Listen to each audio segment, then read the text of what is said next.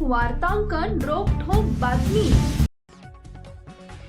राज्यातील स्थानिक स्वराज्य संस्थांच्या शाळांमध्ये शिक्षण घेणाऱ्या इयत्ता 1ली ते 8वीच्या विद्यार्थ्यांसाठी राज्य सरकारने मोठी घोषणा केली आहे। विद्यार्थ्यांना शैक्षणिक साहित्य उपलब्ध करून देण्याच्या उपक्रमाअंतर्गत आता मोफत शालेय दप्तर देण्यात येणार आहे।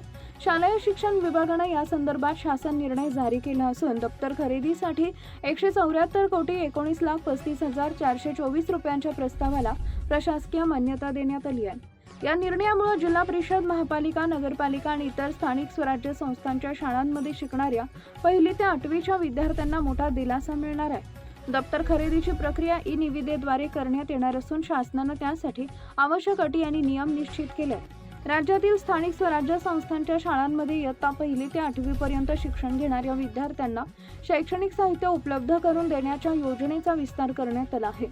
याच उपक्रमाचा भाग म्हणून विद्यार्थ्यांना मोफत शालेय दप्तर पुरवण्याचा निर्णय घेण्यात आलाय। इयत्ता 1ली ते 5वी आणि इयत्ता 6वी ते 8वी अशा 2 गटातील विद्यार्थ्यांची संख्या विचारात घेऊन दप्तरांची आवश्यकता निश्चित केली जाणार आहे। त्यानुसार खरेदी प्रक्रिया राबवली जाईल। दप्तर पुरवण्यासाठी शासनाकडे 174 कोटी रुपयांचा प्रस्ताव सादर करण्यात आला असून या प्रस्तावाला अटी व शर्तींच्या अटी राहून प्रशासकीय मान्यता देण्यात आली आहे। अंतिम खरेदी खर्च निविदा प्रक्रिया पूर्ण झाल्यानंतर स्पष्ट होणार आहे।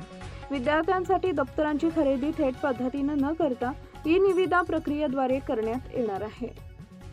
महाराष्ट्रातील महत्त्वाच्या आणि ताज्या बातम्या पाहण्यासाठी आमच्या जय हो न्यूज चॅनलला सबस्क्राइब करा आणि बेल आयकॉन प्रेस करा।